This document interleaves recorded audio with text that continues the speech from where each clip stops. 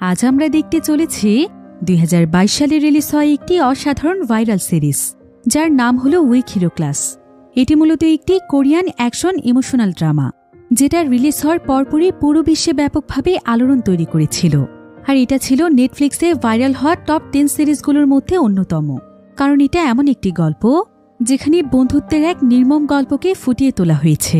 কথায় আছে, রক্তের সম্পর্ক হলেই মানুষ আপন হয় না, বরং আপন হতে প্রয়োজন আত্মার সম্পর্কের। আর এমনই একটি আত্মার সম্পর্কের নাম বন্ধুত্ব। সত্যিকারের বন্ধুত্ব যে আসলে কেমন হতে পারে, আর একজন বন্ধু তার আরেকজন প্রিয় বন্ধুর জন্য কোন পর্যায়ে যেতে পারে, সেটাই আমরা দেখব আজকের এই পুরো সিরিজের গল্পে। তাহলে চলুন ঘুরে আসা যাক নেটফ্লিক্সের সবচাইতে আলোচিত সিরিজ উইক হিরো ক্লাসের গল্পে। তো গল্পটি শুরু হয় সাউথ কোরিয়ার একটি হাই স্কুলে, যেটা কিনা ছিল কোরিয়ার অনেক পপুলার একটি হাই স্কুল। আর এই স্কুলেরই একটি ক্লাসে আমরা শিউন নামক একটি ছেলেকে দেখতে পাই। শিউন ছিল খুবই মেধাবী একজন স্টুডেন্ট, এমনকি সে ক্লাস টপার ছিল। আর সে সবসময় তার লেখাপড়ার দিকেই ফোকাস করত। কিন্তু ছোটবেলা থেকেই শিউন অনেক চুপচাপ স্বভাবের। সে তেমন কারোর সঙ্গে কথা বলতে চাইত না, নিজের মতো সে সবসময় চুপচাপ থাকত। এবং সে তার কানে সবসময় হেডফোন লাগিয়ে রাখত, যাতে করে কেউ তার সঙ্গে কথা বলতে না আসে। আর এই কারণে শিউনের কোনো বন্ধু ছিল না। অন্যদিকে আমরা ইউনবিন নামক একটি ছেলেকে দেখতে পাই। ইউনবিনও শিউনের মতোই মেধাবী ছিল, তবে সে সবসময় শিউনের পরের পজিশনে থাকত। অর্থাৎ শিউন ফার্স্ট হলে সে হতো সেকেন্ড। ইউনবিন আজ পর্যন্ত কোনোদিনও শিউনকে কাটিয়ে উঠতে পারেনি, তাই সে শিউনকে দেখে সবসময় জেলাস ফিল করত। তবে ইউনবিন কোনো ভালো ছেলে ছিল না। তার ভেতরে একজন ভালো স্টুডেন্টের কোনো গুণই ছিল না, বরং তার স্বভাব চরিত্র আচার আচরণ সবকিছু একদম বিগড়ে গিয়েছিল। এমনকি সে বেশ কিছু স্টুডেন্টদেরকে নিয়ে একটি গ্যাংও চালায়। ক্লাসের মধ্যে দুর্বল স্টুডেন্টদেরকে বুলি করাই ছিল তার এবং তার গ্যাংয়ের কাজ। তো শিউন যেহেতু সবসময় চুপচাপ থাকত, তাই ইউনবিন এবং তার সঙ্গীরা তাকে সবসময় জ্বালাতন করার চেষ্টা করত। তবে এতে শিউন শুধুমাত্র তাদের দিকে রাগান্বিত দৃষ্টিতে তাকাত। আর এতে ইউনবিন এবং তার সঙ্গীদের মনে ভয় কাজ করলেও তারা সেখানে নিজেদের দাপট দেখানোর চেষ্টা করত। এভাবেই একদিন ইউনবিন ইচ্ছে করে পেছন থেকে শিউনের গায়ে একটি জুতো ছুঁড়ে মারে। শিউন এবার এতে প্রচণ্ড রেগে গিয়ে তাদের দিকে তাকালে ইউনবিন তাকে বলে, জুতোটি আমরা ইচ্ছে করে মারিনি, আমার দিকে এভাবে তাকালে তোর চোখ একদম উপড়ে ফেলব। এরপর শিউন তখন তাকে বলে, আজকে যেটা করেছিস সেটা যেন দ্বিতীয়বার না হয়, এটা আমার পক্ষ থেকে তোদের জন্য ওয়ার্নিং। একথা শুনে ইউনবিন অনেক রেগে যায়। এরপর সে শিউনের সামনে এসে বলে, কি বললি তুই? দ্বিতীয়বার তোকে মারলে তুই আমার কি করতে পারবি? তোর সাহস থাকলে আমাকে একটু ছুঁয়ে দেখ, তোকে এখানেই একদম পুঁতে ফেলব।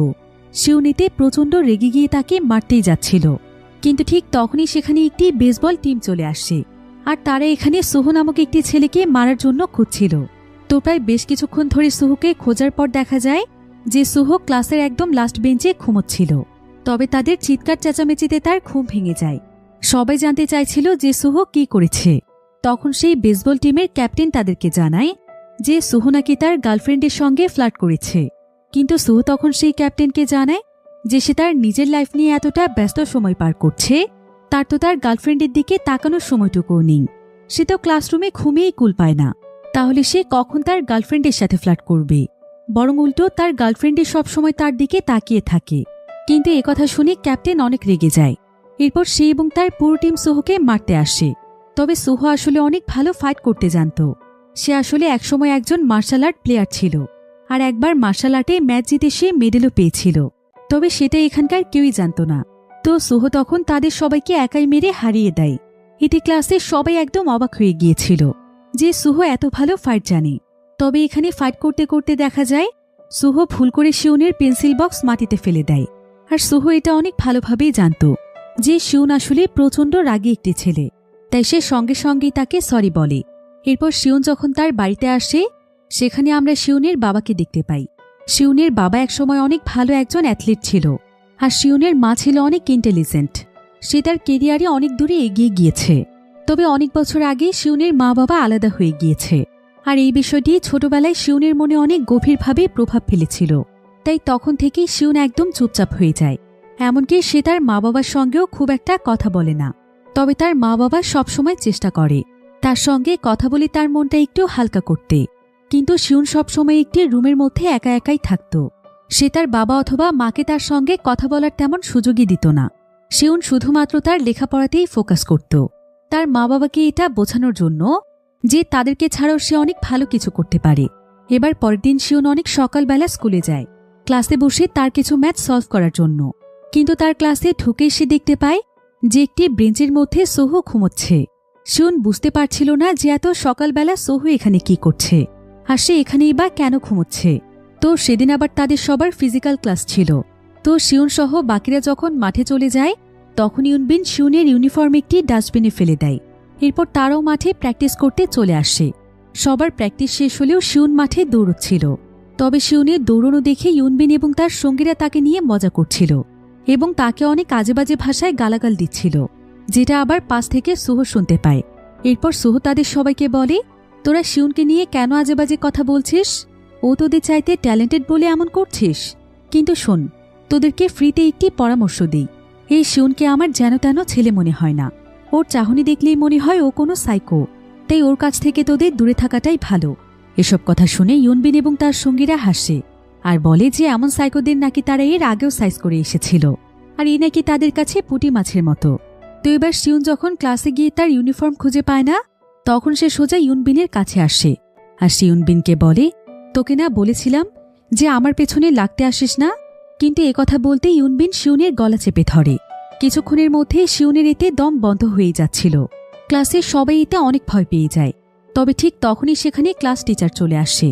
ইউনবিন তখন সাসপেন্ড হয়ে যাওয়ার হাত থেকে বাঁচার জন্য বলে যে শিউন তার অনেক ভালো বন্ধু, তাই তারা সবাই মিলে মজা করছিল। শিউন এখানে কোনো ঝামেলায় পড়তে চাইছিল না।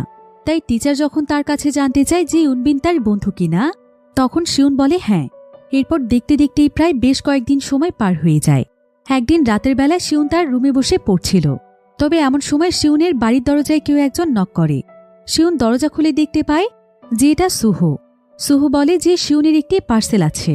আর শিউন এখানে জানতে পারে যে সুহো আসলে লেখাপড়ার পাশাপাশি ডেলিভারির কাজ করে, আর অনেক রাত পর্যন্ত ডেলিভারির কাজ করার ফলে সে সকালবেলা স্কুলে গিয়ে ঘুমোয়। তবে শিউন বলে যে সে কোনো কিছুই অর্ডার করেনি, সুহো ভুল অ্যাড্রেসে এসেছে। সুহো তখন অ্যাড্রেস চেক করে দেখতে পায় যে আসলে তার 102 নম্বর অ্যাপার্টমেন্টে যাওয়ার কথা ছিল, কিন্তু সে ভুল করে 103 নম্বর অ্যাপার্টমেন্টে চলে এসেছে। শিউন তখন দরজা বন্ধ করে দিতেই যাচ্ছিল, কিন্তু সুহো দরজা ঠেলে ভেতরে ঢুকে যায়। আর সে শিউনকে বলে, তোর বাড়ির সামনে আমি যেভাবেই হোক এসেছি, বন্ধু হিসেবে একটু বসতেও বলবি না? এখন এখানে চুপচাপ দাঁড়িয়ে না থেকে আমার জন্য পানি নিয়ে যা, বাইরে অনেক গরম পড়েছে রে। কিন্তু শিউন তখন বলে, তোর জন্য আমি কেন পানি আনবো? আর হঠাৎ করে মানুষের বাসায় ঢুকে যাওয়াটা এটা কোন অভ্যেস? এসব বলতে বলতে শিউন তাকে পানি এনে দেয়। আর সুহো পানি খাওয়ার পর শিউনকে বলে, সুহো অনেক ভালোভাবেই বুঝে গিয়েছে শিউন নিজেকে যতটা গোমরা দেখানোর চেষ্টা করে, আসলে ভেতর থেকে সে একদম উল্টো। এই বলে সুহো হাসতে হাসতে চলে যায়। এবার পরের দিন তাদের ক্লাসে নতুন একটি স্টুডেন্ট আসে, যার নাম হচ্ছে বিয়মসিওক। তো টিচার তখন সবার সঙ্গে বিয়মসিওককে পরিচয় করিয়ে দেয়। বিয়মসিওক আসলে কোরিয়ার অনেক পপুলার একজন রাজনীতিবিদের ছেলে, আর তার বাবা ছিল শহরের সবচাইতে ধনী ব্যক্তি। তো বিয়মসিওক যখন তার সিটে গিয়ে বসে তখন ইউনবিন তাকে বুলি করতে আসে, কারণ বিয়মসিওক অনেক শান্ত এবং সহজ সরল প্রকৃতির ছেলে ছিল। তবে ইউনবিন এখানে ইচ্ছে করে শিউনের সিটের উপরে গিয়ে বসেছিল, তাই শিউন সেখানে এসে তাকে তার সিট থেকে সরতে বলে। কিন্তু ইউনবিন তো তাকে মারার একটি সুযোগ খুঁজছিল, তাই সে শিউনকে অনেক বাজে ভাষায় গালি দিচ্ছিল আর বলছিল যে শিউনের এত দিমাগ কিসের, সে চাইলে শিউনকে এখানেই পুঁতে ফেলতে পারে। তবে এমন সময় সুহো সেখানে চিৎকার করে ওঠে, আর সে তাদেরকে আওয়াজ করতে নিষেধ করে, কারণ তার ঘুমোতে সমস্যা হচ্ছিল। আর সুহো যেহেতু অনেক ভালো একজন ফাইটার ছিল, তাই ইউনবিনও ভেতরে ভেতরে তাকে কিছুটা ভয় পেত। তাই সে এখানে শিউনকে বলে যে সে তাকে দেখে নেবে। এবার সেদিন সন্ধেবেলায় দেখা যায় যে ইউনবিন তার বন্ধুদেরকে নিয়ে একটি নাইট ক্লাবে ছিল, আর সে তার সঙ্গীদেরকে বলছিল যে এই শিউন নামক ছেলেটির ভাবসাব তার একদমই পছন্দ না। যেখানে স্কুলের প্রায় সবাই তাকে ভয় করে চলে, সেখানে শিউনই একমাত্র যে কিনা তার দিকে চোখ রাঙিয়ে কথা বলে। ওর সাহস কিভাবে হয় যে তার দিকে চোখ রাঙিয়ে কথা বলার? তাই ইউনবিন এখানে তার সঙ্গীদেরকে নিয়ে প্ল্যান করছিল যে এবার সে শিউনকে এমন শিক্ষা দেবে যেটা তার আজীবন মনে থাকবে। ইউনবিনের আবার একজন কাজিন ছিল, যে কিনা অনেক বড় একজন মাফিয়ার দলে কাজ করত। তো ইউনবিন এখানে তার কাজিনের মাধ্যমে এক ধরনের ড্রাগস নিয়ে আসে। সে আসলে এখানে প্ল্যান করছিল যে এবারের এক্সামে সে শিউনকে কোনোভাবেই ভালো রেজাল্ট করতে দেবে না, আর এটাই হবে তার অনেক বড় একটি প্রতিশোধ। তাই ইউনবিন তখন বিয়মসিওককে বুলি করতে শুরু করে বিউমসিওক আসলে আগে যে স্কুলে পড়তো সেখানেও ইউনবিনের মতোই আরও বেশ কিছু ছেলেরা তাকে অনেক ডিস্টার্ব করত। এমনকি তাকে একবার তারা প্রচণ্ড মারধর করেছিল, আর তাই তাকে এই স্কুলে ভর্তি করা হয়েছে। এটা ইউনবিন কোনোভাবে জানতে পেরেছিল। তাই এই সুযোগে সে বিউমসিওককে বুলি করতে শুরু করে, আর সে তাকে মারধর করার ভয় দেখিয়ে বলে যে বিউমসিওক যদি তাদের একটি কাজ করে দেয় তাহলে সে তার দুর্বলতার কথা স্কুলের কাউকেই জানাবে না, আর যদি সে তার কথা না শোনে তাহলে সে সবাইকেই বলে দেবে যে সে কিভাবে মানুষের হাতে মার খেয়েছে। এতে করে বাকি সবাইও তাকে বুলি করতে শুরু করবে, আর তাই বিউমসিওক তখন তার কথায় রাজি হয়ে যায়। এরপর যখন আজকে তাদের ক্লাসে এক্সাম শুরু হয়ে যায় তখন হঠাৎ করে বিউমসিওক শিউনের গলায় অনেক জোরে একটি থাপ্পড় দেয়। শিউন তখন তার দিকে তাকালে বিউমসিওক বলে যে তার গলায় মশা বসেছিল, তাই শিউন আর তাকে কিছুই বলে না। কিন্তু কিছুক্ষণের মধ্যেই শিউনের মাথা ঘুরতে শুরু করে। শিউন আর তার এক্সামের খাতায় কিছুই লিখতে পারছিল না। তাই যখন সে ক্লাস থেকে দৌড়ে টয়লেটে যায় তখন সে তার ঘাড়ের মধ্যে একটি স্টিকার পায়, যেটা কিনা ছিল এক ধরনের ড্রাগস। আর এই ড্রাগসের ইফেক্টের ফলে শিউন আর সেদিন ভালোভাবে অ্যান্সারগুলো করতে পারে না, যেটা শিউনের জীবনেই প্রথমবার হয়েছে। তাই শিউন এতে প্রচণ্ড রেগে যায়, আর সে নিজেকে সেখানে প্রচণ্ড জোরে জোরে থাপ্পড় দিতে থাকে, যেটা দেখে ক্লাসে সবাই একদম অবাক হয়ে যায়। সবাই ভাবছিল যে শিউন পাগল হয়ে গিয়েছে। এবার কিছুক্ষণ পরেই শিউন তার সিট থেকে উঠে যায়, আর সে সোজা ইউনবিনের কাছে গিয়ে ইউনবিনকে প্রচণ্ড জোরে আঘাত করে, কারণ সে জানত যে ইউনবিনই বিউমসিওককে দিয়ে এই কাজটি করিয়েছে। এরপর শিউন সেখানে ইউনবিন এবং তার সঙ্গীদেরকে প্রচণ্ড মারে, এমনকি ইউনবিনকে শেষ পর্যন্ত শিউন মারতে মারতে রক্তাক্ত করে ফেলে, কারণ সে অনেকদিন ধরেই তার অত্যাচার সহ্য করে এসেছে। এবার এক পর্যায়ে যখন ইউনবিনের অবস্থা অনেক খারাপ হয়ে যায় তখন সুহো এসে শিউনকে থামতে বলে। সে বলে যে অনেক হয়েছে, কিন্তু শিউন তখন তার উপরও রেগে যায়, আর সে তাকেও মারতে যাচ্ছিল। তবে সুহো যেহেতু একজন দক্ষ ফাইটার ছিল তাই সে খুব সহজেই শিউনকে শান্ত করে ফেলে। এবার সেদিন ইউনবিনকে হসপিটালে ভর্তি করা হয়, আর স্কুল টিচার এবং শিউনের মা তখন শিউনকে হসপিটালে ডাকে সে ইউনবিনের কি অবস্থা করেছে সেটা দেখানোর জন্য। এখানে ইউনবিনের মা শিউনকে স্কুল থেকে বের করে দিতে বলছিল। তবে শিউন তখন স্কুল টিচারকে জানায় যে ইউনবিন স্কুলে ইলিগেল ড্রাগস নিয়ে এসেছে, আর সে তার গলায় ড্রাগস লাগিয়ে দিয়ে তার পরীক্ষা বাতিল করেছে। এজন্যই সে তাকে এমনভাবে মেরেছে। তাহলে স্কুল থেকে কাকে সাসপেন্ড করা উচিত? ইউনবিন তখন বলে যে শিউন মিথ্যে বলছে। তবে শিউন তখন ইউনবিনের ব্যাগ নিয়ে আসে, যেটা হসপিটালেই রাখা ছিল। এরপর সেই ব্যাগের জিনিসপত্র ঢাললে দেখা যায় যে আসলেই সেখানে অনেক ধরনের ড্রাগস রয়েছে। তাই ইউনবিনকেই তখন স্কুল থেকে সাসপেন্ড করে দেয়া হয়। এতে ইউনবিনের সঙ্গীরা শিউনের উপর প্রচণ্ড রেগেছিল। তাই একজন শিউনের কাছে এসে বলে যে শিউনকে নিজেকে অনেক ভালো ফাইটার মনে করে। সে জানে না যে সে কার সঙ্গে পাঙ্গা নিয়েছে। তার যদি দম থেকে থাকে তাহলে সে তাদের সঙ্গে যেন ফাইট করতে আসে। শিউনও তার কথায় রাজি হয়ে যায়। এরপর ইউনবিনের টিমের দুজন মিলে শিউনকে টয়লেটে নিয়ে যায়, আর ক্লাসে সবাই তখন তাদের ফাইট দেখতে তাদের পিছু পিছু আসে। তবে শিউন তখন টয়লেটের দরজা বন্ধ করে দেয়, আর সে তার একটি কলম হাতে নিয়ে তাদের দিকে এমনভাবে তাকায় যে শিউনের চাহনি দেখেই তারা ভয় পেয়ে যায়। শিউন তখন বলে, এখনো আমার সঙ্গে ফাইট করতে চাচ্ছিস? তবে তাদের দুজনেরই তখন শিউনের সেদিনের ফাইটের কথা মনে পড়ে যায়, যেদিন সে ইউনবিনকে মেরে রক্তাক্ত করে ফেলেছিল।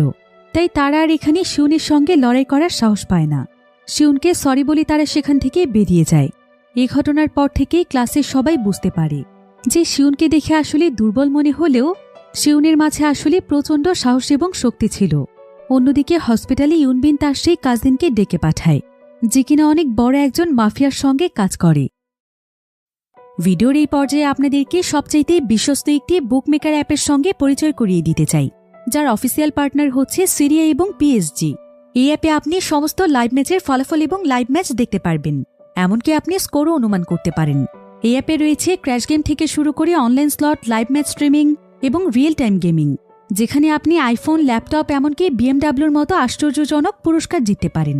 কিন্তু সবার সেরা পছন্দ অবশ্যই চিকেন রুট। এই গেমটি খেলে সবাই দারুণ এনজয় করে, তাই যদি আপনি এখনও এটি ট্রাই করে না থাকেন তাহলে আপনি মিস করছেন। আর সবচাইতে ভালো বিষয় হচ্ছে নতুন ইউজাররা আমার প্রোমোকোড ব্যবহার করে সাইন আপ করলে 30,000 টাকা পর্যন্ত বোনাস এবং ফ্রি স্পিন পেতে পারেন। আর জেতা টাকা আপনি চাইলে বিকাশ, রকেট, নগদ, ব্যাংক এবং অন্যান্য সহজ পদ্ধতির মাধ্যমে খুব সহজেই তুলে নিতে পারেন। তাহলে আর দেরি কিসের? রেজিস্ট্রেশনের জন্য পিন কমেন্টে থাকা লিঙ্কে ক্লিক করুন অথবা গুগলে গিয়ে অনুসন্ধান করুন, আর রেজিস্ট্রেশনের সময় প্রোমোকোড ব্যবহার করুন এবং বোনাস পান। এটা শুধুমাত্র একটি বিজ্ঞাপন। এই সমস্ত অ্যাপে আর্থিক ক্ষতির সম্ভাবনা রয়েছে, তাই এই ধরনের অ্যাপ থেকে দূরে থাকুন। তার নাম ছিল সকদে। সে সকদের মাধ্যমে এখন শিউনকে শায়েস্তা করতে চাইছিল। অন্যদিকে শিউন তার প্রাইভেট ক্লাস শেষ করে যখন বাসে করে বাড়িতে ফিরছিল, তখন সোহো আবার তার বাইকে করে ডেলিভারি দিতে যাচ্ছিল। আর সে শিউনকে দেখতে পেয়ে সে বারবার শিউনকে বন্ধু বন্ধু বলে ডাকছিল। এদিকে শিউন যখন সোহোকে এত রাতেও ডেলিভারি করতে যেতে দেখতে পায়, তখন তার সোহোর জন্য বেশ মায়া হয়। তাই শিউন তখন তার সেদিনের ব্যবহারের জন্য সোহোকে সরি বলে। তবে সোহো তাকে বলে, তোর মতো মানুষ আবার সরিও বলতে জানে, কিন্তু তুই এত কিপটে কেন রে? সরি বলার জন্য ট্রিট দিয়ে তারপর সরি বলতে হয়। কাল আগে আমাকে তুই ট্রিট দিবি, তারপর তোকে আমি মাফ করব। এই বলেই সোহো সেখান থেকে চলে যায়। এবার পরের দিন শিউন স্কুলে গিয়ে সোহোকে সত্যি সত্যি ট্রিট দেয় এবং মন থেকে তাকে সরি বলে। এতে করে তাদের দুজনের বন্ডিং অনেক স্ট্রং হয়ে যায়। তারা একে অপরের সঙ্গে অনেক গল্প করে। শিউন তার জীবনে এই প্রথমবার কাউকে বন্ধু বানিয়েছে। এদিকে ক্লাসে সবাই এটা দেখে তো একদম অবাক হয়ে যায়, কারণ সেদিনই তো তারা ফাইট করছিল, আর আজকে কিনা তারা এত ভালো বন্ধু হয়ে গিয়েছে। অন্যদিকে বিয়মসিওক সেদিনের পর থেকে অনেক বেশি লজ্জাবোধ করছিল, যেদিন সে ইউনবিনের কথায় শিউনের গলায় স্টিকার লাগিয়ে দিয়েছিল। এজন্য সে শিউনকে মন থেকে সরি বলতে চাইছিল। তাই আজকে স্কুল শেষ হলে সে শিউনের কাছে এসে তার প্রাইভেট ক্লাস সম্পর্কে জানতে চায়, যাতে করে এই বাহানায় সে তার সঙ্গে কথা বলতে পারে। তবে শিউন তাকে বলে যে সে কি বলতে চাইছে সরাসরি বলতে। বিয়মসিওক তখন তাকে তার সেদিনের কাজের জন্য সরি বলে। তবে শিউন তখন তাকে বলে, এসব বলে আমার সঙ্গে ভুল করেও বন্ধুত্ব করতে আসিস না। এই বলেই শিউন তার বাড়িতে ফিরছিল, কিন্তু মাঝপথেই তার জন্য ইউনবিন এবং তার সঙ্গীরা দাঁড়িয়েছিল। এরপর তারা শিউনকে সেখান থেকে নিয়ে যায়, যেটা দূর থেকে দাঁড়িয়ে বিয়মসিওক দেখতে পায়। সে তখন দৌড়ে চলে যায় সোহোর কাছে, আর সে সোহোকে গিয়ে শিউনকে হেল্প করতে বলে। তবে সোহো তখন তাকে বলে যে শিউনও অনেক ভালো ফাইট জানে, তাই শিউনের তার সাহায্যের প্রয়োজন হবে না। কিন্তু বিয়মসিওক দেখেছে যে সেখানে অনেকজন ছিল, তাই সে সোহোকে বলে যে সে যদি এখন শিউনকে গিয়ে সাহায্য করে, তাহলে এর বিনিময়ে সে তাকে তার ইচ্ছে মতো টাকা দেবে। একথা শুনে সোহো সঙ্গে সঙ্গেই রাজি হয়ে যায়, কারণ সোহো টাকার জন্য যে কোনো কাজ করতেই প্রস্তুত ছিল। অন্যদিকে ইউনবিন শিউনকে নিয়ে মারধর করছিল। তবে শিউন ছিল খুবই বুদ্ধিমান। সে কিছু একটা চিন্তা ভাবনা করে অনেক সময় যাবৎ চুপ থাকে। এরপর একটি ফুলের টব হাতে নিয়ে সে সকদেরকে প্রচণ্ড মারতে থাকে। শিউন এখানে প্রথমে তাদের সবাইকে ইচ্ছেমতো মারছিল, কিন্তু এক পর্যায়ে সকদের আঘাতে শিউন প্রচণ্ড ব্যথা পায়। তাই তার মাঝে আর ফাইট করার মতো শক্তি ছিল না। এজন্য ইউনবিন তখন তার কাছে এসে তাকে প্রচণ্ড মারতে থাকে। শিউনের অবস্থা এতে অনেক খারাপ হয়ে যাচ্ছিল, কিন্তু ঠিক তখনই সেখানে সুহো চলে আসে। সুহো এক এক করে সেখানে সবাইকে হারিয়ে দেয়। এরপর তার ফাইট শুরু হয়ে যায় সকদের সঙ্গে। সকদের মতো সুহো অনেক ভালো একজন ফাইটার ছিল, তাই তাদের দুজনের মধ্যে সেখানে প্রচণ্ড ফাইট হয়। সুহো সকদেরকে মেরে তার অবস্থা খারাপ করে দিচ্ছিল। অন্যদিকে এই সুযোগে ইউনবিন শিউনকে প্রচণ্ড মারছিল। তবে ঠিক তখনই সেখানে বিয়মসিওক এসে সুহোকে বাঁচায়। অন্যদিকে ইউনবিন যখন শিউনকে নির্দয়ের মতো মারছিল, তখনই পুরো বিষয়টি লক্ষ্য করেছিল সকদে। সকদে এতে বুঝতে পারে যে ইউনবিন আসলে কতটা নির্দয় প্রকৃতির মানুষ। তাই সকদে তখন ইচ্ছে করেই ফাইট থামিয়ে দেয়, আর সে সুহোর কাছে নিজে থেকেই হার মেনে নেয়। সুহো এই বিষয়টি বুঝতে পেরেছিল যে সকদে ইচ্ছে করেই হেরে গিয়েছে, তবে এর পেছনের কারণ সে বুঝতে পারছিল না। এরপর সুহো তার বন্ধুদেরকে নিয়ে সেখান থেকে চলে যায়। সারাদিন ফাইট করে তারা তিনজনই অনেক বেশি ক্লান্ত ছিল। তাই সুহো তখন তাদেরকে একটি রেস্টুরেন্টে নিয়ে যায়। এই রেস্টুরেন্টটিতে মূলত সুহো কাজ করত, কারণ তাদেরকে বাঁচাতে গিয়ে তার আজকে রেস্টুরেন্টে পৌঁছতে দেরি হয়ে গিয়েছে। এরপর তারা তিনজন মিলে একসঙ্গে কাজ করতে থাকে। আর শিউন এখানে সুহোকে কাজ করতে দেখে বুঝতে পারে যে সুহো আসলে কতটা হার্ডওয়ার্ক করে। স্কুলে লেখাপড়া শেষ করে এই রেস্টুরেন্টে এসে কাজ সম্পন্ন করে আবারও ডেলিভারি করতে যাওয়া, এটা মোটেও কোনো সহজ কাজ নয়। এবার তারা তিনজন মিলে কাজ শেষ করে খেতে বসে, আর খাওয়ার সময় বিয়মসিওক শিউনকে মন থেকে সরি বলে। তাই এবার শিউন তাকে মাফ করে দেয়। এদিকে সুহো এখানে একটি খাবার রেডি করে শিউনকে জোর করে খাইয়ে দেয়, কারণ শিউন সেই খাবারটি রেডি করে খেতে পারছিল না। খাবার খাওয়াতে খাওয়াতে সুহো শিউনকে বলে, আচ্ছা তোর সমস্যা কি বলতো? সবসময় মুখটা এমন গোমরা করে রাখিস কেন? এতদিনে তোকে আমি কোনোদিনও হাসতে দেখলাম না। আচ্ছা তুই হাসতে জানিস তো? কেমন ছেলে তুই বলতো? না জানি কিভাবে আমি তোকে আমার বন্ধু বানিয়ে ফেললাম। তুই অনেক বোরিং রে। এখন আমি বুঝতে পারছি তোর কেন কোনো বন্ধু নেই। এসব শুনে শিউনের সেখানে হাসি পেলেও সে হাসে না। অন্যদিকে আমরা সকদে এবং তার টিমকে দেখতে পাই, যারা কিনা সেই মাফিয়ার সামনে দাঁড়িয়েছিল, যেই মাফিয়ার আন্ডারে তারা মূলত কাজ করে থাকে। আর এখানে আমরা জানতে পারি যে সকদে এবং তার টিম মেম্বাররা ততটাও খারাপ মানুষ ছিল না। তারা আসলে একসময় মা বাবাহীন পথশিশু ছিল। তখনই মাফিয়া তাদেরকে নিজের স্বার্থের জন্য তুলে নিয়ে আসে। যদিও সে তাদেরকে খাবার এবং থাকার জায়গা দিয়ে বড় করে তুলেছে, কিন্তু সে নিজের স্বার্থের জন্য তাদের মাধ্যমে অনেক ইলিগেল কাজ করিয়ে থাকে। এবার সে যখন জানতে পারে যে সকদের একটি স্কুলের স্টুডেন্টদের সঙ্গে ঝামেলা হয়েছে, তখন সে এই বিষয়টি সুযোগ নিতে চায়। কারণ সে জানত যে তাদের মধ্যে বিয়মসিওক ছিল ধনী পরিবারের ছেলে। তাই সে তখন এখানে ইচ্ছে করেই সকদেরকে মারতে শুরু করে। এমনকি সে সেখানে খুবই নির্মমভাবে সকদের হাত ভেঙে দেয়। এখানে আবার ইয়ঙ্গি নামক একটি মেয়ে ছিল। যদিও তার সকদের জন্য অনেক মায়া হচ্ছিল, কিন্তু তার এখানে কিছুই করার ছিল না। আর সেই মাফিয়ার সকদের হাত ভাঙার কারণ হচ্ছে যে এটার ব্লেম সে শিউন এবং তার বন্ধুদেরকে দিয়ে তাদের কাছ থেকে প্রচুর টাকা উসুল করবে। অন্যদিকে আমরা সোহো, শিউন এবং বিয়মসিওককে দেখতে পাই। তারা একটু রিল্যাক্স হওয়ার জন্য একটি গেমিং ক্লাবে এসেছে। সোহো এবং বিয়মসিওক এখানে অনেক মজা করতে থাকলেও শিউন সেখানে একদম চুপচাপ বসেছিল, কারণ সে তার লাইফে লেখাপড়া ছাড়া কিছুই বোঝে না। তবে সোহো বারবার শিউনকে খেলতে ডাকছিল, আর সে শিউনকে বলছিল যে এত বোরিং লাইফ শিউন কিভাবে কাটায়। কিন্তু শিউন তখন তাকে বলে যে এখন তার প্রাইভেট ক্লাস আছে।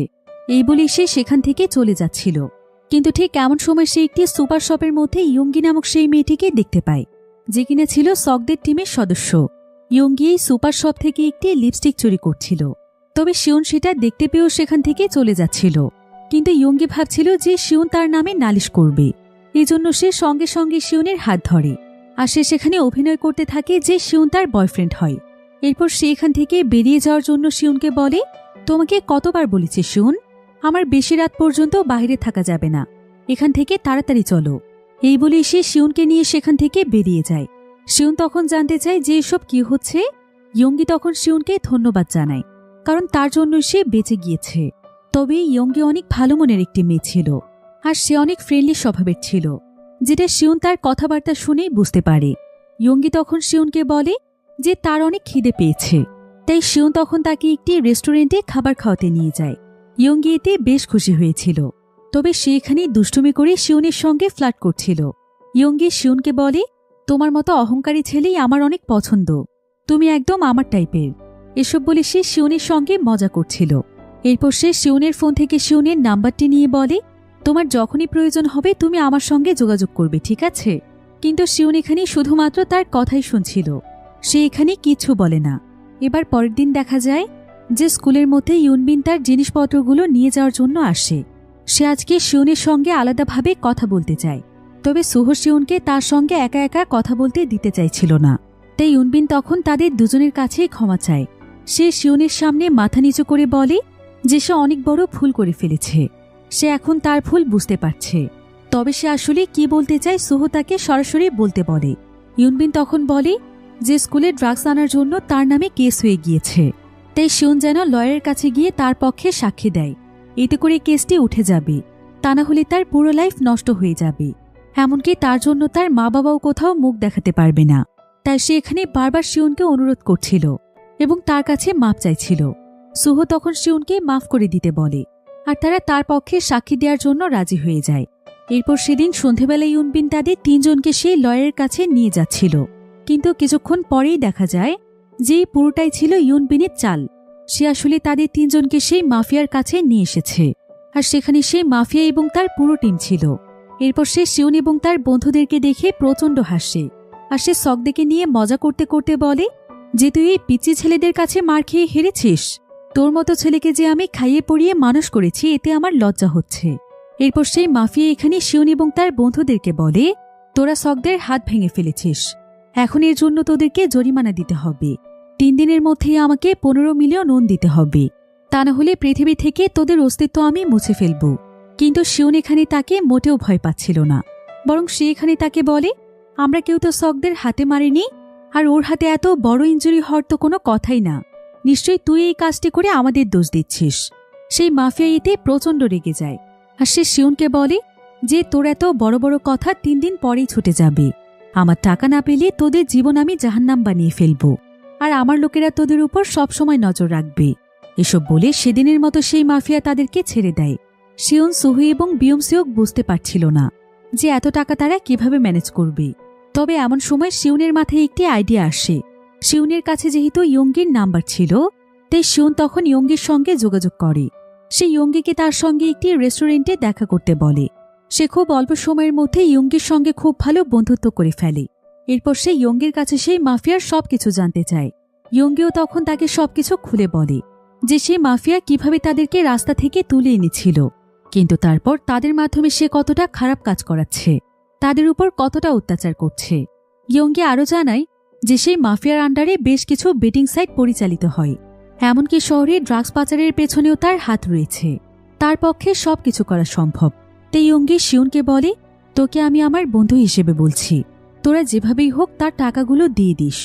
আমি চাই তোরা যেন আমাদের মতো সেই মাফিয়ার সঙ্গে ইনভলভ হয়ে না যাস, এতে তোদের জীবন নষ্ট হয়ে যাবে। তাই আমি মনে করি টাকা দিয়ে তোদের কেটে পড়া উচিত। অন্যদিকে সবকিছুর জন্য বিয়মসিওক নিজেকেই দায়ী মনে করছিল, কারণ তার জন্যই এসব কিছু শুরু হয়েছে। তাই সে এখন তার বন্ধুদেরকে বাঁচানোর জন্য তার বাবার অনেক দামি একটি ঘড়ি চুরি করে, আর সেটা বিক্রি করে সে 15 মিলিয়ন ওন রেডি করে ফেলে। তবে শিউন এবং সুহু যখন এটা জানতে পারে, তখন তারা তাকে টাকাগুলো ফেরত দিয়ে তার বাবার ঘড়িটি নিয়ে আসতে বলে, কারণ তারা সেই মাফিয়াকে ধরিয়ে দেওয়ার জন্য অন্য প্ল্যান করেছে। তারা প্ল্যান করেছে যে তারা তাকে পুলিশের হাতে তুলে দেবে, কারণ আজ যদি তারা তাকে টাকা দেয় তাহলে পরবর্তীতে কোনো গ্যারান্টি নেই যে সে তাদের কাছে আরও টাকা চাইবে না। তবে তাকে পুলিশে ধরিয়ে দেওয়ার জন্য প্রমাণের প্রয়োজন। এজন্য সুহু বলে যে সে নিজে সেই মাফিয়ার কাছে যাবে, আর সেই মাফিয়া যেভাবেই হোক তাকে তার আস্তানায় তো নিয়েই যাবে। তখন শিউন যেন তার লোকেশন ট্র্যাক করে সেখানে পুলিশ নিয়ে দ্রুত চলে যায়, যেটার মাধ্যমে লোকেশন বের করা যাবে। এরপর সুহু তখন নিজেই সেই মাফিয়ার কাছে চলে আসে, আর সে সেই মাফিয়াকে বলে যে সুহু অনেক ভালো করেই জানে তার বেশ কয়েকটি বেটিং সাইট রয়েছে। সে চাইলে সুহু তাকে কোটি কোটি টাকা উপার্জন করতে হেল্প করতে পারে। বেটিং সাইট পরিচালনা করার জন্য শুধুমাত্র আইডিয়া প্রয়োজন। সুহু এখানে আরও জানায় যে সে যেহেতু অনেক ভালো একজন ফাইটার, তাই স্কুলের সবার মধ্যে সে অনেক পপুলার।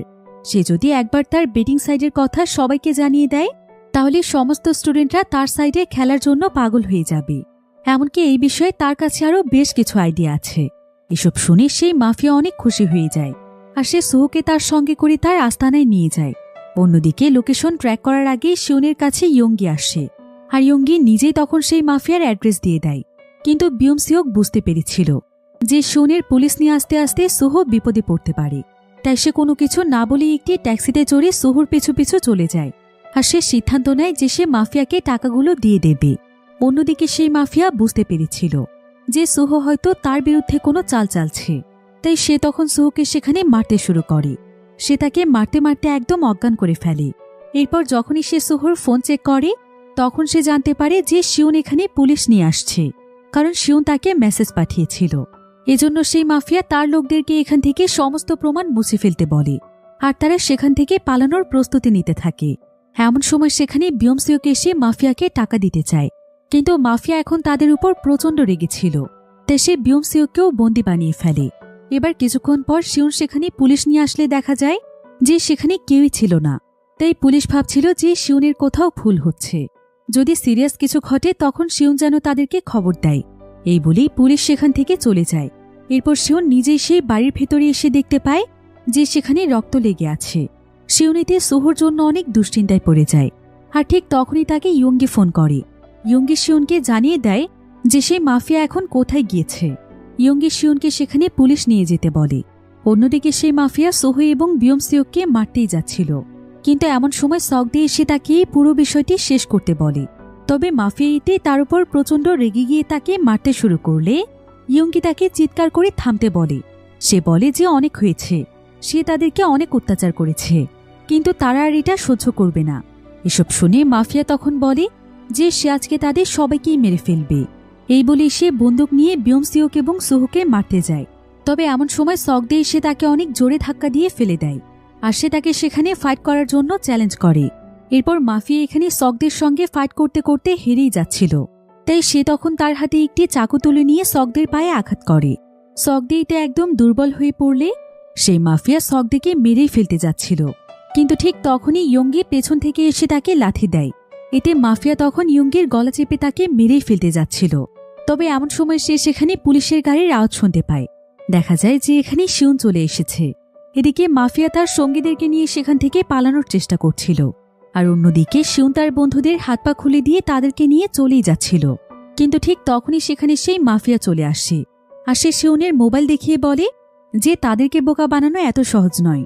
শিউন আসলে এত অল্প সময়ের মধ্যে সেখানে পুলিশ আনতে পারেনি, তাই সে তার বন্ধুদেরকে বাঁচানোর জন্য তার মোবাইলে পুলিশের গাড়ির অ্যালার্ম দিয়েছিল। এতে করে তাদের তিনজনের মধ্যে আবারও ফাইট শুরু হয়ে যায়। এদিকে সকদে এখানে ইয়ঙ্গি এবং তাদের একজন সঙ্গীকে বাঁচানোর জন্য তাদেরকে নিয়ে সেখান থেকে দৌড়ে পালিয়ে যায়, কারণ শিউন তাদেরকে খবর দিয়ে এখানে এসেছিল। সেই মাফিয়া তখন সবাইকে রেখে সেখান থেকে দৌড়ে পালিয়ে যায়। তবে শিউন তখন তাকে ধরার জন্য তার পিছু করলে সোহো তার পিছু পিছু চলে যায়। এরপর তারা দুজন মিলে সেই মাফিয়াকে ধরার চেষ্টা করে। তবে সেই মাফিয়া এখানে সোহোর সঙ্গে ফাইট শুরু করে দেয়। সোহো তো প্রথমে তাকে মারতে মারতে তার অবস্থা খারাপ করে দিয়েছিল, কিন্তু এক পর্যায়ে সেই মাফিয়া প্রচণ্ড রেগে গিয়ে সোহোকে মারতে মারতে মেরেই ফেলছিল। কিন্তু এমন সময় শিউন উঠে তার স্কুল ব্যাগ দিয়ে সেই মাফিয়াকে প্রচণ্ড মারে, আর তারা দুজন মিলে তাকে ফাইটে হারিয়ে দেয়। অন্যদিকে সকদে ইয়ঙ্গি এবং সেই ছেলেটিকে সেখান থেকে পালিয়ে যেতে বলে, কারণ সে পুলিশের কাছে স্যারেন্ডার করার সিদ্ধান্ত নিয়েছে। সে আসলে এত বেশি খারাপ কাজ করে ফেলেছিল যে সে চাইলেও পুলিশের হাত থেকে পালিয়ে বাঁচতে পারবে না। কিন্তু ইয়ঙ্গি তো কোনোভাবেই তাকে ছেড়ে যেতে চাইছিল না, কারণ ইয়ঙ্গি আসলে ছোটবেলা থেকেই তাকে অনেক ভালোবাসে, আর সকদের মনেও ইয়ঙ্গির জন্য অনুভূতি ছিল। কিন্তু ততক্ষণে সেখানে পুলিশ এসে সকদেরকে অ্যারেস্ট করে, এমনকি সে মাফিয়া এবং তার সঙ্গীদেরকেও অ্যারেস্ট করে নেয়। তবে সকদের জন্য ইয়ঙ্গি এবং সেই ছেলেটি বেঁচে যায়। অন্যদিকে সোহর শরীরের অবস্থা অনেক খারাপ ছিল, কারণ তাকে প্রচণ্ড মারধর করা হয়েছিল। তারপরে এই সমস্ত ঘটনার বর্ণনা নেওয়ার জন্য একজন লয়ার তাদের তিনজনকেই ডাকে এবং বলে যে শিউন এবং সোহো চলে যেতে পারে, কারণ এই ঘটনার পেছনে তাদের কোনো দোষ নেই। তবে সে এখানে বিয়মসিওককে থাকতে বলে। আর কিছুক্ষণ পরেই দেখা যায় যে সেই লয়ার বিয়মসিওককে সেই মাফিয়ার কাছে নিয়ে যায় এবং বলে যে সেই মাফিয়াকে তার ইচ্ছে মতো মারতে, তার উপর প্রতিশোধ নিতে। আসলে এই লয়ারকে হায়ার করেছিল বিয়মসিওকের বাবা, যে কিনা ছিল একজন বিখ্যাত রাজনীতিবিদ। বিয়মসিওকের এই সমস্ত কর্মকাণ্ডের জন্য তার বাবা যে কোনো সময় জনগণের সামনে লজ্জায় পড়বে, তাই সে বিয়মসিওককে স্ট্রং বানাতে চাইছিল, কারণ এর আগের স্কুলেও বিয়মসিওক মানুষের হাতে মার খেত। এজন্য লয়ার এখানে বিয়মসিওককে ইচ্ছে মতো মারতে বলে। কিন্তু বিয়মসিওক অনেক নরম মনের মানুষ ছিল। সে সেই মাফিয়াকে একটি আঘাতও না করতে পেরে সেখান থেকে বেরিয়ে আসে। তবে এখানে তার চেহারা দেখে বোঝাই যাচ্ছিল যে বিয়মসিওক আসলে অনেক কষ্টে থাকে। অন্যদিকে দেখা যায় যে সোহো এখন হসপিটালে ভর্তি ছিল, তাই শিউন ইয়ঙ্গিকে সোহোর কাছে রেখে যেতে আসে, যাতে করে সে তার দেখাশোনা করতে পারে। এরপর শিউন তার বাড়িতে ফিরে আসে। আর পরের দিন শিউন অনেক সকালবেলা সোহো এবং ইয়ঙ্গির জন্য অনেক খাবার কিনে নিয়ে যায়। এটা দেখে সোহো তো একদম অবাক হয়ে যায়, আর সে শিউনকে বলে, তুই ঠিক আছিস তো শিউন? তোর মাথায় আবার কোনো সমস্যা হয়নি তো? সোহো আসলে বিশ্বাসই করতে পারছিল না যে শিউনের মতো মানুষ তার জন্য খাবার নিয়ে আসবে, তার দিকে এত খেয়াল রাখবে। এগুলো তো শিউনের জন্য কোনো স্বাভাবিক বিষয় নয়। আর সোহোর এমন রিয়েকশন দেখে শিউন সেখানে প্রথমবারের মতো হাসে। অন্যদিকে আমরা বিয়মসিওক এবং তার বাবাকে দেখতে পাই। বিয়মসিওকের বাবা এখানে তাকে অনেক টর্চার করছিল, আর এখানে আমরা জানতে পারি যে বিয়মসিওকের বাবা আসলে তার আসল বাবা ছিল না, বরং সমাজের কাছে নিজের ইমেজ ভালো করার জন্য সে ছোটবেলায় বিয়মসিওককে দত্তক নিয়েছিল। অর্থাৎ নিজের স্বার্থের জন্য সে বিয়মসিওককে ব্যবহার করছে। যদিও সে তাকে টাকা পয়সা সবকিছু দিয়েছিল, কিন্তু যদি সে কোনো মতে বিয়মসিওকের একটু ভুল পায়, তখন সে তাকে একটি পশুর চাইতেও বেশি অত্যাচার করে। এবার পরের দিন বিয়মসিওক যখন তার স্কুলে আসে, তখন স্কুলের মধ্যে সে অনেক পপুলার হয়ে যায়, কারণ সবাই জানতে পেরেছিল যে সে এবং তার বন্ধুরা মিলে কিছু ক্রিমিনালকে ধরিয়ে দিয়েছে। আর সেদিন শিউন বিয়মসিওককে তাদের নতুন বন্ধুর কথা জানায়, অর্থাৎ ইয়ঙ্গের কথা জানায়। তাই বিয়মসিওক সেদিন সোহোর ইনস্টাগ্রামে ঢুকে সবকিছু চেক করছিল যে সোহো ইয়ঙ্গের সঙ্গে অনেকগুলো ছবি আপলোড করেছে, কিন্তু সোহোর পুরো ইনস্টাগ্রামে তার সঙ্গে একটি ছবিও নেই। এটা দেখে বিয়মসিওক অনেক জেলাস ফিল করছিল। এরপর যখন বিয়মসিওক সোহো, শিউন এবং ইয়ঙ্গির সঙ্গে মিশতে শুরু করে, তখনও তার কাছে মনে হচ্ছিল যে ইয়ঙ্গি হয়তো তার জায়গা দখল করে নিয়েছে, আর সোহো তার চাইতে ইয়ঙ্গিকে বেশি প্রাধান্য দিচ্ছে। তাই বিয়মসিওক তখন দূর থেকে দাঁড়িয়ে তাদের তিনজনকে দেখছিল। কিন্তু কিছুক্ষণ পরে সোহো তাকে তাদের কাছে ডাকে। এবার কয়েকদিন পর সোহোর বার্থডে ছিল, তাই সবাই মিলে আনন্দ করার জন্য একটি ক্লাবে চলে যায়।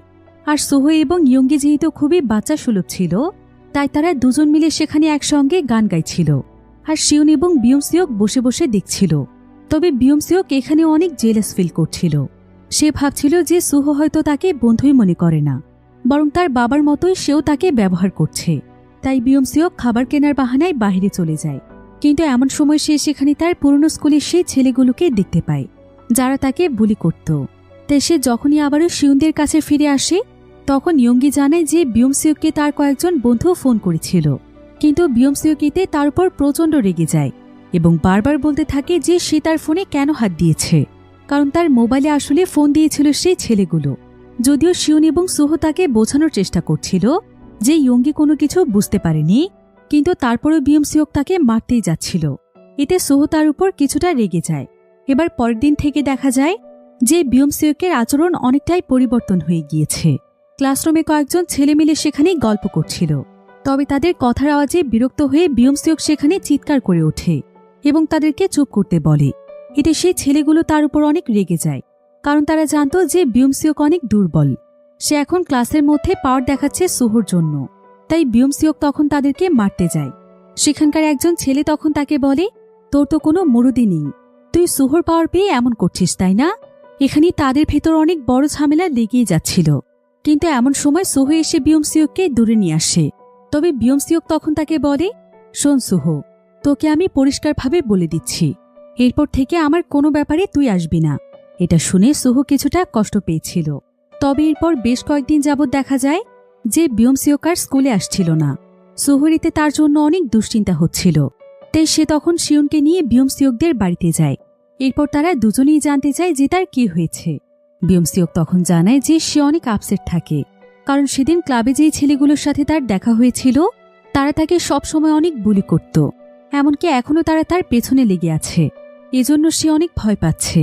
সেই সাথে তারা দুজন এটাও জানতে পারে যে বিয়মসিওকের বাবা আসলে তার নিজের বাবা নয়, বরং তার বাবা তাকে তার ইমেজ বাঁচানোর জন্য দত্তক নিয়েছিল।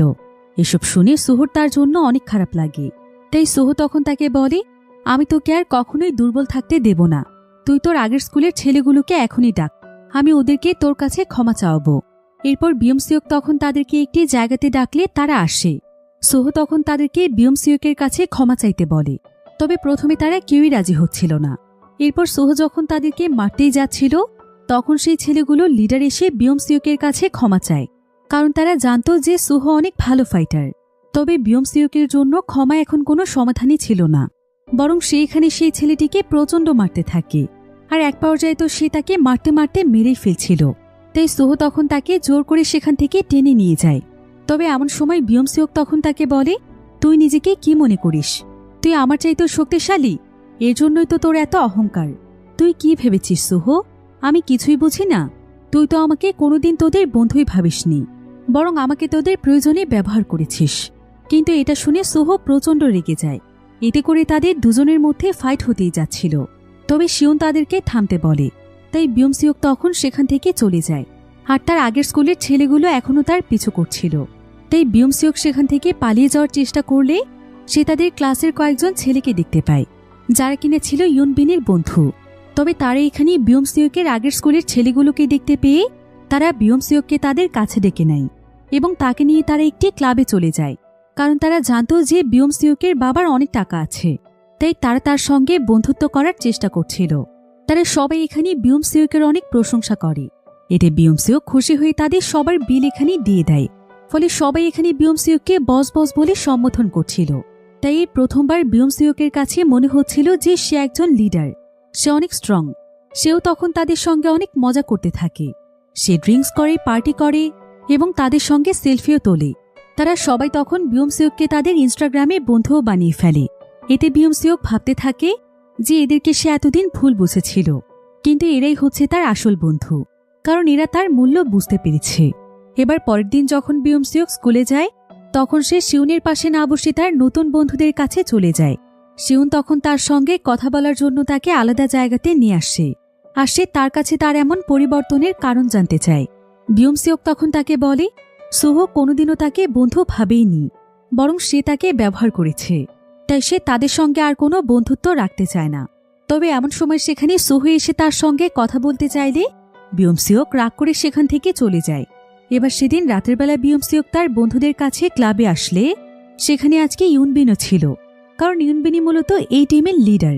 আর ইয়ুনবিন এখানে বিয়মসিওককে তাদের টিমে ওয়েলকাম জানায় এবং বলে যে সুহো এবং শিউনের মতো স্বার্থপর মানুষদেরকে ছেড়ে সে ভালো কাজ করেছে। এতদিনে সে তার আসল জায়গা চিনতে পেরেছে। ইউনবিন এখানে তার সঙ্গে একজন ফাইটারকে পরিচয় করিয়ে দেয়, যার নাম হচ্ছে ইয়ং।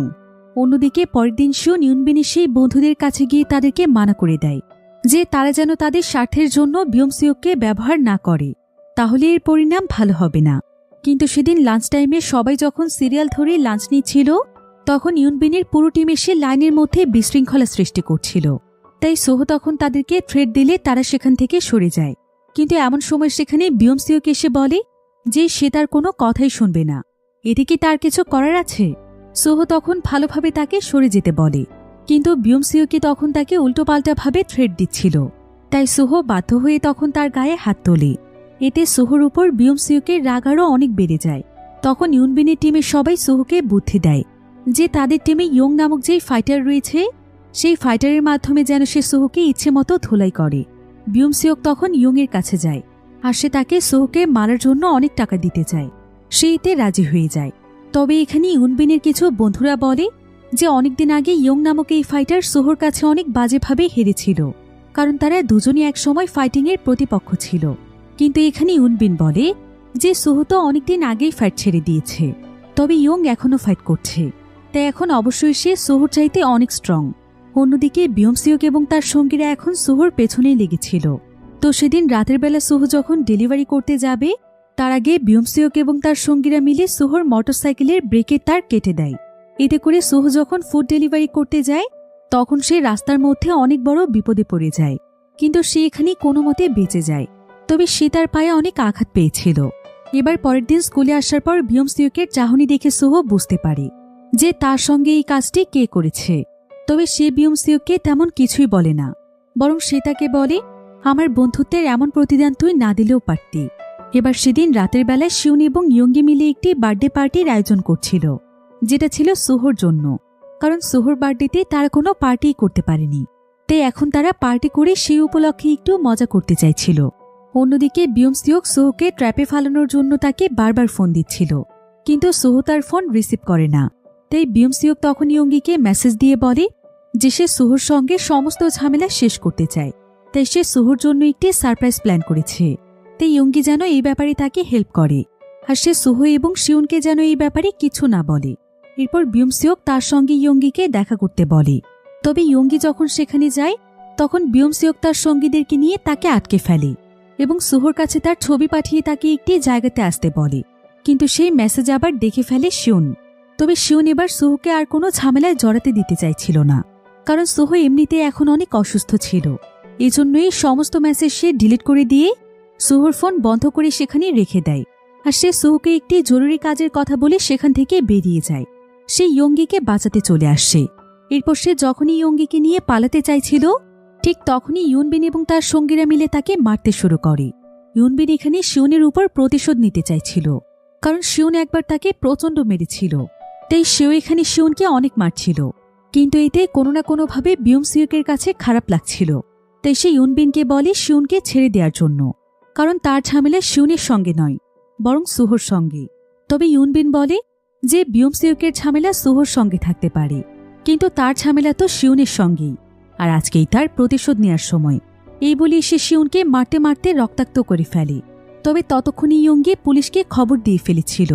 তাই বাইরে পুলিশ আসার আওয়াজ শুনতে পেয়ে তারা সবাই সেখান থেকে পালিয়ে যায়। এরপর পুলিশ এসে শিউন এবং ইয়ঙ্গিকে উদ্ধার করে। পুলিশ তখন শিউনের কাছে সমস্ত ঘটনার ব্যাপারে জানতে চায়। তবে শিউন বলে যে সে পড়ে গিয়ে ব্যথা পেয়েছে, এখানে এমন সিরিয়াস কিছু হয়নি। এমনকি সে ইয়ঙ্গিকে বলে যে ইয়ঙ্গি যেন এসব ব্যাপারে সোহোকে আর কোনো কিছু না বলে, কারণ সে চায় না যে সোহো আবারও ফাইটে জড়িয়ে যাক। এরপর শিউন বিয়মসিওককেও ফোন দেয়, আর সে তাকে বলে, আজকে তোদেরকে আমি আমাকে ইচ্ছে মতো মারতে দিয়েছি। সেটা কেন জানিস? যাতে করে তোদের সমস্ত রাগ মিটে যায়। এমনকি পুলিশের কাছেও আমি তোদের ব্যাপারে কিছু বলিনি। এখন আশা করছি তোর অনেক ভালো লাগছে বিয়মসিওক। আমি তোর কাছে ক্ষমা চাইছি আর অনুরোধ করছি, এই সব কিছু আজকের পর থেকে বন্ধ করে দে। সোহোকে একা বাঁচতে দে। ও অনেক অসহায় আর অনেক পরিশ্রমী একজন মানুষ। অন্যদিকে বিয়মসিওকের বাবা বিয়মসিওকের সমস্ত ঘটনা জানতে পেরে প্রচণ্ড রেগে যায়, কারণ এসব জানাজানি হলে তার মান সম্মান চলে যাবে। তাই সে তখন কোনো মতে তাদের লয়ার দিয়ে সবকিছু থামাচাপা দিয়ে ফেলে।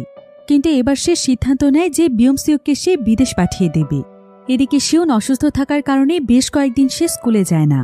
এমনকি সো তার সঙ্গে দেখা করতে চাইলেও সে ইগনোর করছিল, যাতে করে সোহো কোনো কিছু জানতে না পারে।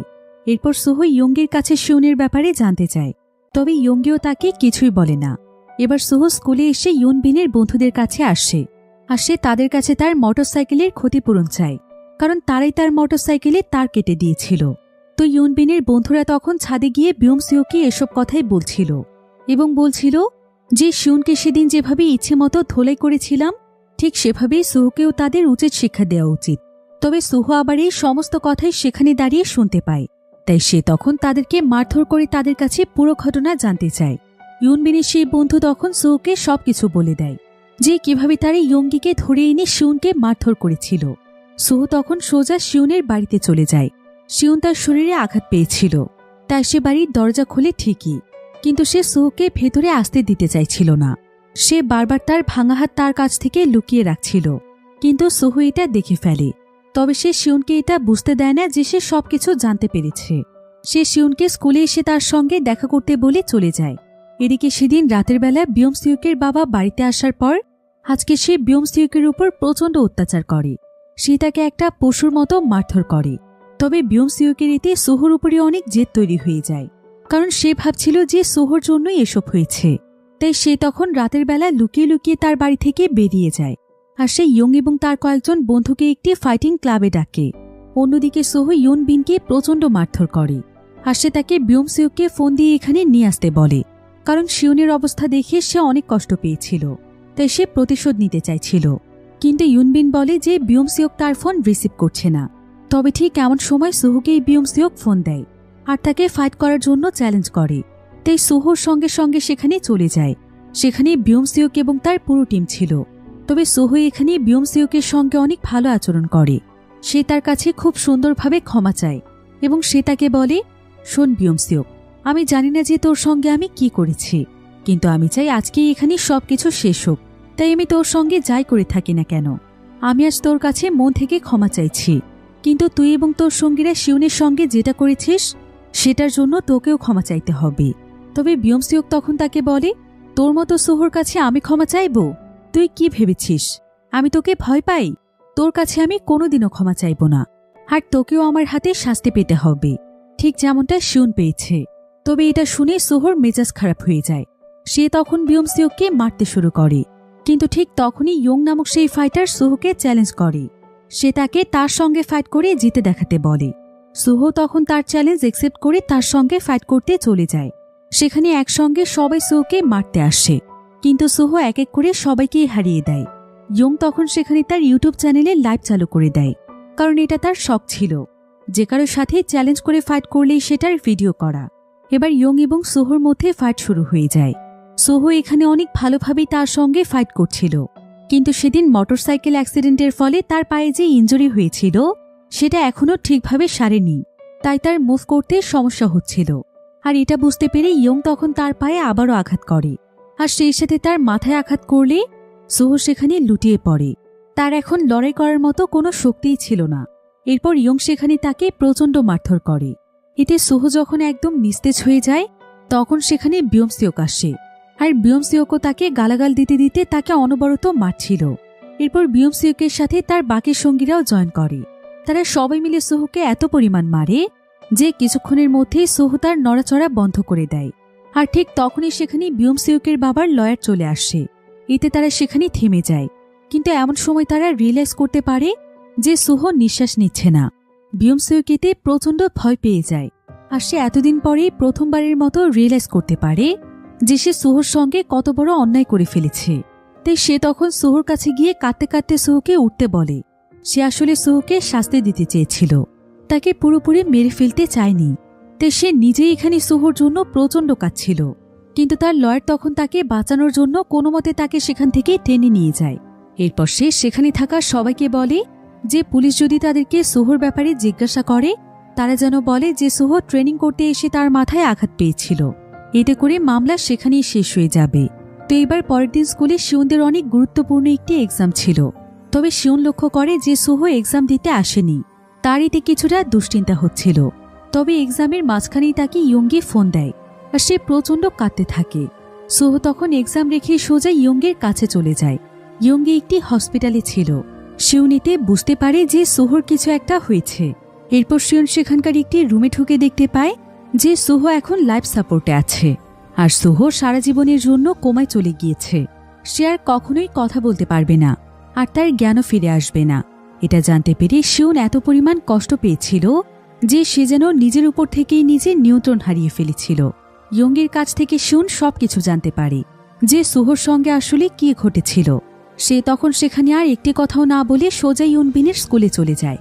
আর সে সকলের সামনে ইউনবিনকে প্রচণ্ড মারতে থাকে, এমনকি ইউনবিনের গলার মধ্যে একটি কলম ঢুকিয়ে দেয়। ক্লাসের সবাই এতে অনেক ভয় পেয়ে গিয়েছিল, আর ইউনবিন এখানে ভয়ে শিউনের কাছে বারবার ক্ষমা চাইছিল এবং বলছিল যে সেদিন রাতে ক্লাবে সে ছিল না, সবকিছু করেছে বিয়ংসিওক এবং তার সঙ্গীরা। এটা প্রমাণ করার জন্য ইউনবিন শিউনকে সেদিন রাতের ভিডিও দেখায়, যেই ভিডিওটি ইয়ং তার মোবাইল দিয়ে করেছিল। আর ভিডিওতে সোহোকে এভাবে মার খেতে দেখে শিউনের প্রচণ্ড কষ্ট হচ্ছিল। সে তো ইয়ং এবং বিয়ংসিওকে মেরে ফেলারই সিদ্ধান্ত নিয়ে ফেলে। তাই প্রথমে সে সোজা চলে যায় ইয়ংয়ের কাছে, যেখানে ইয়ং প্রতিদিন জিম করতে আসে। এরপর শিউন তাকেও সেখানে মারতে মারতে তার অবস্থা খারাপ করে ফেলে। তবে ইয়ংও যেহেতু অনেক ভালো ফাইটার ছিল, তাই এক পর্যায়ে সেও শিউনকে মারতে শুরু করে। শিউনের পুরো শরীরেতে ক্ষত বিক্ষত হয়ে যায়। তবে এমন সময় শিউনের মনে পড়ে যে সোহো একবার মজা করতে করতে তাকে ফাইট শিখিয়েছিল এবং বলেছিল যে যখন তুই কাউকে ফাইটে হারাতে পারবি না, তখন সেখান থেকে দৌড়ে পালিয়ে যাস, কারণ সেখানে দাঁড়িয়ে থেকে মার খাবি নাকি। এসব কথা মনে করতে করতে শিউন সোহোকে উদ্দেশ্য করে বলে, আমি কখনোই হার মানব না। এই বলে শিউন সেখানে উঠে দাঁড়ায়, আর এবার সে ইয়ংকে এমনভাবে মারে যে মারতে মারতে সে তার পা ভেঙে ফেলে, এমনকি তার পুরো শরীরে অনবরত আঘাত করতে থাকে।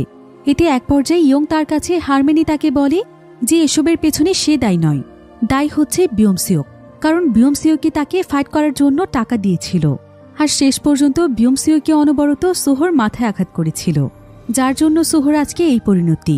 এদিকে বিয়ংসিওকের বাবা আজকে বিয়ংসিওকে নিয়ে স্কুলে যাচ্ছিল, কিন্তু ঠিক তখনই সেখানে ইয়ংগি চলে আসে। আর সে বিয়ংসিওকের কাছে জানতে চায় যে সে কেন সোহোর সঙ্গে এমনটা করেছে। বিয়ংসিওক তখন তার গাড়ি থেকে বেরিয়ে এসে ইয়ংগিকে বলে, সবকিছু হয়েছে তোর জন্য। তুই আসার আগে আমাদের মাঝে সবকিছু ভালোই ছিল, তোর জন্যই আজকে আমাদের বন্ধুত্বের এই পরিণতি হয়েছে। এবার বিয়ংসিওকের বাবা বিয়ংসিওককে নিয়ে সোজা স্কুলে চলে যায় এবং সে এখানে সোহোর জন্য মিথ্যে সমবেদনা জানাচ্ছে। এত ভালো একজন স্টুডেন্টের ট্রেনিং করতে গিয়ে এমন পরিণতি হয়ে যাবে, এটা কখনোই আমাদের কাম্য নয়। সে নিজের ইমেজ বাঁচানোর জন্য বিয়ংসিওককে নির্দোষ প্রমাণ করতে চাইছিল। অন্যদিকে শিউন এবার তার স্কুলে চলে আসে। সে স্কুল থেকে তার হাতে একটি ফায়ার এক্সটিংগুইশার নিয়ে নেয়, আর সে সোজা তার ক্লাসে চলে যায়। এরপর সেখানে ইউনবিনের গ্রুপে যতজন সদস্য ছিল তাদের সবাইকে শিউন এক এক করে প্রচণ্ড মারে। তবে এসব দেখেও বিয়ংসিওক সেখানে চুপচাপ বসেছিল। আর সবাইকে মারার পর বিয়ংসিওকের কাছে শিউন আসে। সে বিয়ংসিওককে ধাক্কা দিয়ে মাটিতে ফেলে দেয়। তবে শিউন তার গায়ে একটি আঘাতও করতে পারছিল না, কারণ যতই হোক সে একসময় তাদের বন্ধু ছিল। তবে শিউন এখানে বিয়ংসিওককে বলে, তোর কাছে আমি ক্ষমা চেয়ে অনুরোধ করেছিলাম যে সোহোর কাছ থেকে তুই দূরে থাক, তারপরও তুই ওর সঙ্গে কেন এমন করলি? কেন তুই ওর পুরো জীবনটাই নষ্ট করে দিলি? বিয়ংসিওক তখন বলে, শিউন, তুই আমাকে মেরে ফেল, আমি তোকে কিচ্ছু বলবো না। আমি নিজেও জানি না যে আমার কি হয়েছিল, আমি কেন সোহোর সঙ্গে এমন করেছি। তুই আমাকে মেরে ফেল শিউন। কিন্তু শিউন এখানে তার গায়ে একটি আঘাতও করতে পারে না। সে চুপচাপ ক্লাস থেকে আস্তে আস্তে বেরিয়ে যায়। তবে সবাই তখন তার পিছু পিছু আসে। অনেকেই তাকে সেখানে থামিয়ে জানতে চাইছিল যে তার কি হয়েছে, কেন সে স্কুলের মধ্যে এমন কাজ করেছে। তবে শিউন এখানে মানসিকভাবে অনেক ভেঙে পড়েছিল, তাই সে প্রচণ্ড রাগে সেখানকার একটি গ্লাস ভেঙে ফেলে। আর সে চিৎকার করে সবাইকে গালি দিয়ে সেখানে কাঁদতে শুরু করে। এরপর শিউন সোজা হসপিটালে চলে আসে। আর সে সোহোর পাশে ঘন্টার পর ঘন্টা বসে থাকে। সে বারবার সোহোর কাছে ক্ষমা চায়, কারণ সে ভাবছিল যে তার জন্যই এমনটা হয়েছে। এরপর দেখতে দেখতে প্রায় বেশ কয়েকদিন সময় পার হয়ে যায়। সোহোকে মারার যেই ভিডিওটি ছিল, শিউন সেই ভিডিওটি ভাইরাল করে দিয়েছিল, যাতে করে সবার শাস্তি হয়। এতে বিয়ংসিওকের বাবার ইমেজে অনেক বড় একটি প্রভাব পড়ে। তাই সে রাগে এবং ক্ষোভে শিউনকে তার স্কুল থেকে বের করে দেওয়ার ব্যবস্থা করে ফেলে। এমনকি কোন স্কুলে যেন তাকে না নেওয়া হয় সেটারও ব্যবস্থা করে। আর সমস্ত ঘটনার জন্য অনুতপ্ত হয়ে বিয়ংসিওক নিজের ইচ্ছেতেই দেশ ছেড়ে অ্যাবট চলে যায়। সেই সাথে ইয়ংগিও সবকিছুর জন্য নিজেকেই দোষী মনে করছিল। তাই সেও হঠাৎ করে গায়েব হয়ে যায়। শিউন আর কোথাও তাকে খুঁজে পায় না। তাই বর্তমানে শিউনি সোহর দেখাশোনা করে। সেই সাথে সোহর দাদি ছিল। তারা দুজনই এখন ছিল সোহর একমাত্র সঙ্গী। তো এবার শিউনের মা বাবা অনেক স্কুলে শিউনের ভর্তির জন্য ট্রাই করার পর একটি স্কুল শিউনকে নেওয়ার জন্য রাজি হয়ে যায়, কারণ শিউন অনেক ট্যালেন্টেড একজন স্টুডেন্ট। তো আজকে শিউনের নতুন স্কুলে আসার প্রথম দিন ছিল, আর শিউন যখন সেখানে চুপচাপ তার বেঞ্চে বসেছিল ঠিক তখনই তার কাছে একটি ছেলে আসে। এই ছেলেটি আবার ছিল এই স্কুলের সবচাইতে বড় গ্যাংস্টার, ঠিক একদম ইউনবিনের মতো। সে এখানে শিউনকে দুর্বল ভেবে তাকে অনেক আজে বাজে কথা বলে, এমনকি সে শিউনের বই খাতা নিচে ফেলে দেয়। শিউন তখন তার দিকে প্রচণ্ড রাগান্বিত দৃষ্টিতে তাকায়, আর সে তার কলমটি হাতে তুলে নেয়। আর এমনই একটি থ্রিলিং এন্ডিংয়ের মাধ্যমে গল্পটি এখানেই শেষ হয়ে যায়। তো এটা ছিল উইক হিরো ক্লাস সিরিজের সিজন 1-এর সম্পূর্ণ গল্প, যেটা 2022 সালে রিলিজ হয়েছিল। আর এই সিরিজের সিজন 2 রিলিজ হয়েছে কিছুদিন আগে, অর্থাৎ 2025 সালে। আর সিজন 1-এর মতো সিজন 2 এর গল্পটিও ব্যাপকভাবে পুরো বিশ্বে সাড়া ফেলে দিয়েছে, কারণ সিজন 2 এর গল্পটি আরও অনেক বেশি ইন্টারেস্টিং, যেখানে অ্যাকশন, ইমোশন, টুইস্ট সবকিছু রয়েছে। তো আপনারা যদি সিজন 2 এর সম্পূর্ণ গল্পটি দেখতে চান তাহলে অবশ্যই আমাকে ভিডিওর নিচে কমেন্ট করে জানাতে ভুলবেন না। আজকের ভিডিও এ পর্যন্তই, দেখা হবে পরবর্তী নতুন কোনো ভিডিওতে। সে পর্যন্ত সবাই ভালো থাকুন, সুস্থ থাকুন। আল্লাহ হাফিজ।